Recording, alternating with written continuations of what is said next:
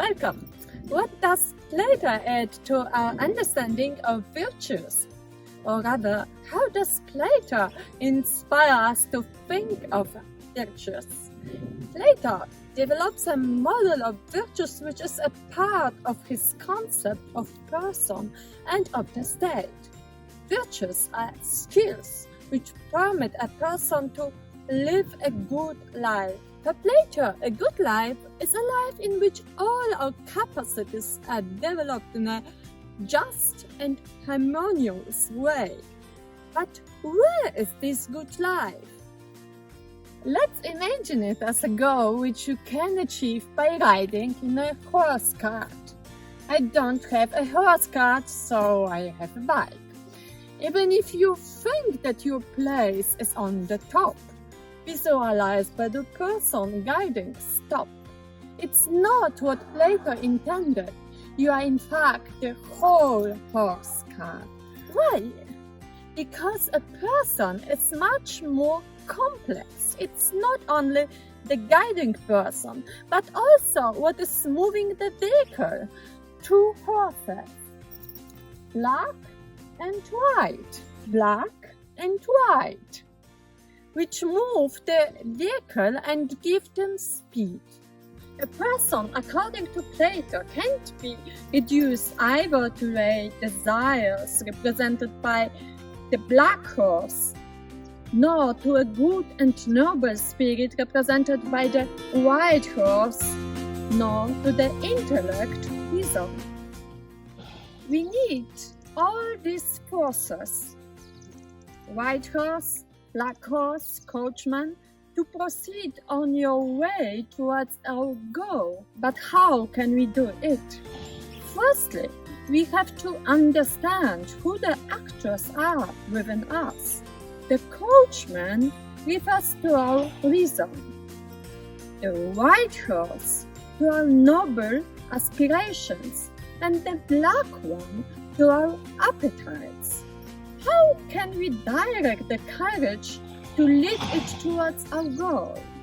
Plato would say by engaging all our forces, the coachman and two horses. Secondly, by developing the characteristic skills which are specific for each one, and these skills are virtues. What is the most important skill for a coachman? Plato would say prudence, or wisdom, which permits the coachman to choose the right way to guide two such different horses. White horse, which is attracted by noble goals, can be compared to motivation that permits us to move towards values which attract us. However, as you have probably experienced during your life, to reach such goals is a challenge. Eventually, the skill that we need most is courage, which is a characteristic lying between two opposites, cowardice and foolhardiness. Imagine that you want to write your master's thesis, or apply for a challenging position, create a startup, or undertake a long journey. For me, the challenge would be to create this series of funny YouTube videos, or undertake my Grande Traversata dei Alpi, Alpine crossing. Probably all these goals attract one's spirit like these horses, but at the same time evoke some fear. You may sense all the obstacles on the way and may think, how can I do that? How can I overcome the difficulties? How can I raise funds? How do I find support? For all this, to move from one place and not to remain unmovable, you need courage, which is like a motto for the carriage. There's also a black horse. This one has different goals which can be compared to hedonistic ones, to achieve pleasure, to enjoy yourself. to take a rest. This horse, which refers to the lowest part of our soul, wants to follow these desires that sometimes stay in opposition to those of the white horse and of reason, the Coachmen. How to overcome them? By achieving a skill, the virtue of temperance, a middle disposition with neither too much pleasure nor too little. If all the parts of the human being do their best and achieve their particular skills, the goal, a good life, can be achieved, and many values which are required on the way. Your MA thesis, a plan for startup, a YouTube series of business ethics, and an Alpine crossing may be achieved on the way, and you can achieve this by temperance, allowing yourself time for sleep, food, and enjoyment so that you remain fit and eager to confront the challenges, but at the same time to overcome temptations which will distract you. Courage, asking for help when needed. I asked Rosemary the proofreading of the scripts for these movies. You may ask your friend for mutual reading of your thesis. Overcoming the fear of critics and of difficult situations. Prudence, knowing when you have to go ahead and when there's time to change the way towards another or modified goal. I decided to break my tour after an accident and not to produce all the films I wanted. You may maybe decide to leave out one chapter or limit the scope of your research in your MA thesis. Above all of these virtues, there is one which encompasses all of them.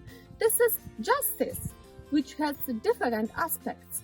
To choose the right thing and to do it in a right way towards yourself and other people. Plato's model of virtues can be explained using another model of the parts of a soul. The lower part is situated metaphorically in our stomach, and it refers to the black white horse, and it leads to the virtue of temperance. The middle soul is placed in our heart, and it denotes the white noble horse, whose major characteristic of virtue is courage. And the highest part of our soul is located in our head, reason, by the way differentiating us from animals and relates to the Coachmen.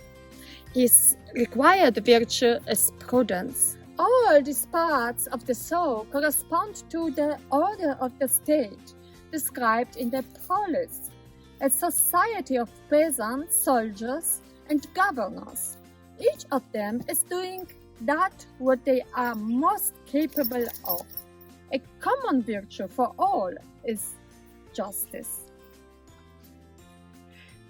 To sum up, virtues, according to Plato, are important skills toward the development of an individual and the state. They permit us to reach righteous goals which offer us life happiness. We can reach goals only if we apply all of our different forces of reason, spirit, and body. Each part is important and makes the courage, a symbol of human being, move towards the goal. The goal will be reached the best way if each the parts will develop one particular skill, a virtue. The black horse, lower part of the soul, located in the stomach, has to be temperate. The white horse, middle soul, located in the heart, has to be courageous. The coachman has to be wise and prudent. All these parts together have to be just. the same logic can be applied speaking of the state. You may ask, is it also necessary for a company? To what extent do you think you need temperance, prudence, courage, and justice? What do you think? Is there not a demand for these virtues when we speak of the breed of managers or shareholders? When we appreciate the moral courage of persons acting against mobbing or discrimination, are the protests of Afro-Americans and women and other minorities in different branches not an outcry for more justice? Is wisdom, prudence not something that we expect from authorities managing a company? What do you think?